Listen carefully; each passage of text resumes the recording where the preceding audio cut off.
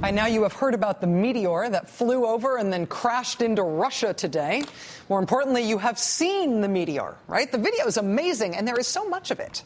Caught on Russian surveillance video and Russian closed-circuit television and Russian dashboard cameras, of which there are apparently a ton. Russians love that. Who knew? Russian scientists say the thing weighed 20,000 pounds and was going at least 33,000 miles an hour. When the meteor hit, and its associated shockwave hit as well, the ground shook, glass shattered, more than 1,000 people were injured, and about 3,000 buildings were damaged. Some of what came to Earth left a hole in a frozen lake that was 25 feet across. There has not been a space rock crashing to Earth anywhere near this dramatically in more than 100 years. And back in 1908, the last time it happened this dramatically, we did not have nearly the number of Russian dashboard cameras that we have now to watch it happen over and over and over and over again from a million different super compelling angles. And yet, less than 24 hours after this meteor won the prize for the most accidentally well-documented astronomical event ever, there are already meteor truthers in Russia. Vladimir Zhirinovsky is a Russian politician who is sort of generally acknowledged to be a kook. But Vladimir Zhirinovsky has distinguished himself in the wake of this very strange thing happening in Russia by saying that this was not a meteor that hit Russia. Russian state-run media quotes him as saying, "Nothing will ever fall out there. If something falls, it is people doing that. People are the instigators of wars, the provocateurs." He says, "Those aren't meteors falling. It's the Americans testing new weapons. Man the battle stations." Oh, Russia, with your massive and catastrophic meteor strikes and your kook and conspiracy-loving elected officials. Here in America, we do not have those things. Well, here in America, we do not have the meteor strikes. As for conspiracy-loving elected officials, we are still well-stocked there. Not too long ago, a conservative website published this story saying that Chuck Hagel, the president's nominee to run the Defense Department, had received money from a group that he did not want to disclose to the Senate as a source of income.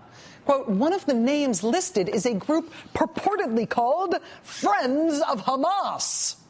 Friends of Hamas? That sounds terrible. That sounds not just terrible, that sounds illegal.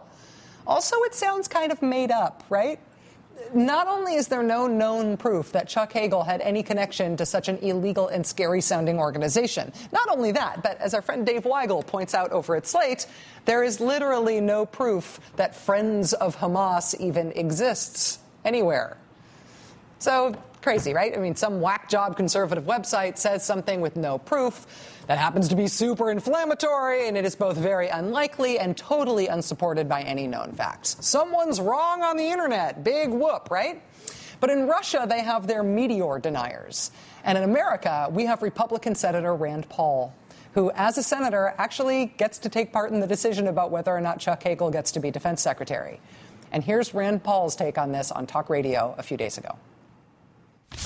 Let me bring up one piece of information that Ben Shapiro at Breitbart put out today, which is one of the foreign funders behind Senator Hagel that he has not yet disclosed formally is something called Friends of Hamas.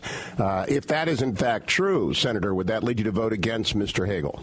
I saw that information today also, and that is more and more concerning. With each day, there are new things coming out. You can't take money from a terrorist-supporting organization and come before the United States Senate and ask for a vote, can you?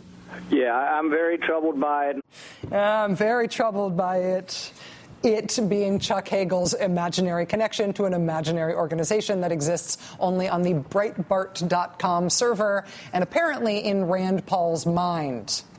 That is who gets to vote to confirm the defense secretary, who's very troubled by this terrorist-supporting organization that he heard about in a chat room somewhere. Don't feel so bad, Russia. Every country's got them. We just give them more power than most countries do.